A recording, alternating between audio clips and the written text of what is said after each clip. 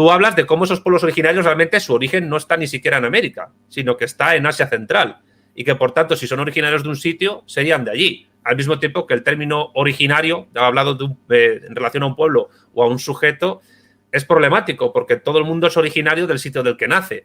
Me gustaría que expusieras brevemente, si es posible, tu crítica al mismo concepto de pueblo originario que elaboras en el libro. Claro, el concepto de pueblo originario es un concepto absurdo. Es un concepto absurdo porque fue creado políticamente, está para decir, se entiende que una parte de los que habitan América solo tienen derecho a estar en ella y los otros no, ¿no? Y entonces, ¿para qué? Para volver a fragmentar de vuelta a Hispanoamérica en repúblicas indígenas. Fragmentar a Chile y hacer una república mapuche en el sur de Argentina y en Chile, partir el Perú en una república aymara, otra quechua y otra no sé qué cosa, partir a Venezuela en la república guajira.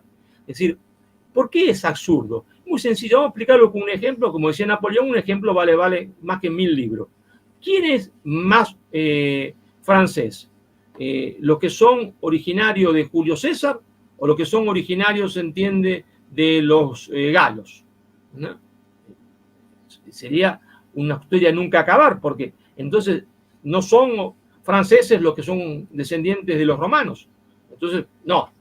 Y entonces los descendientes de los francos, tampoco, porque esos venían, se entiende, de un pueblo bárbaro que cruzó el Rin.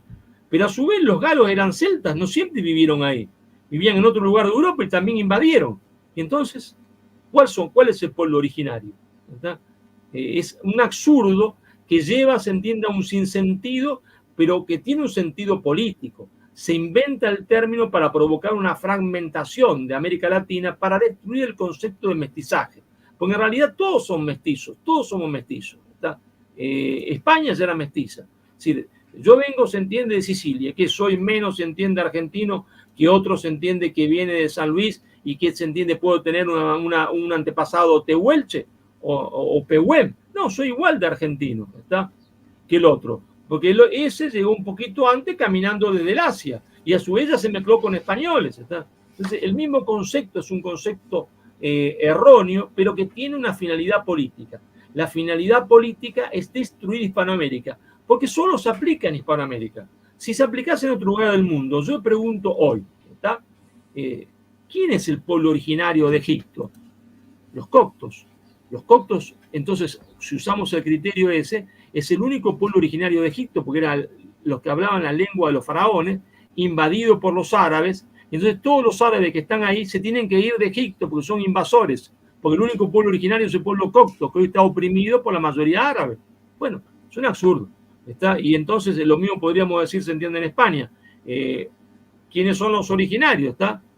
Seguramente no los descendientes de los romanos, ¿no? No los descendientes de los visigodos. Entonces, fuera los descendientes de visigodos, fuera los descendientes de los romanos. Entonces vamos a los celtas. Y los celtas también cruzaron los Pirineos en algún momento. Entonces vamos a los íberos. Pero los íberos venían del norte de África, algunos dicen, otros no. Entonces, ¿cuál es el pueblo originario? Ninguno. Es un absurdo total. Y aparte que hay como una suerte de defensa del derecho del originario por encima del que llega, cuando no se dan cuenta de que muchas veces ahí lo que se está defendiendo es un privilegio, incluso que le niega, por ejemplo, a un argentino de origen polaco, por el mero hecho de no ser de un pueblo originario, no puede tener derecho a disponer de unas tierras que son de todos los argentinos, pero que una ley indigenista haría que solo los supuestamente originarios podrían disponer de esa tierra. Y ahí hay un privilegio que parece más propio del antiguo régimen que de una nación moderna. Eso es algo que es muy difícil de ver para mucha gente. Claro, pero y aparte es falso, se entiende, porque resulta que muchos de los llamados pueblos originarios, sobre todo en el sur de Argentina, en realidad llegaron ahí muy tardíamente después de la independencia. Que es el caso de los araucanos, mal llamados mapuches, para disfrazar, se entiende, un nombre, porque en realidad son araucanos, viene de Araucaria, del sur de Chile, porque entonces llamándole mapuche se hace olvidar que en realidad estos araucanos solo vivían, se entiende, en el sur de Chile y que invadieron las pampas argentinas y dominaron a los otros pueblos, se entiende, que estaban ahí, como eran los tehuelches, y los masacraron.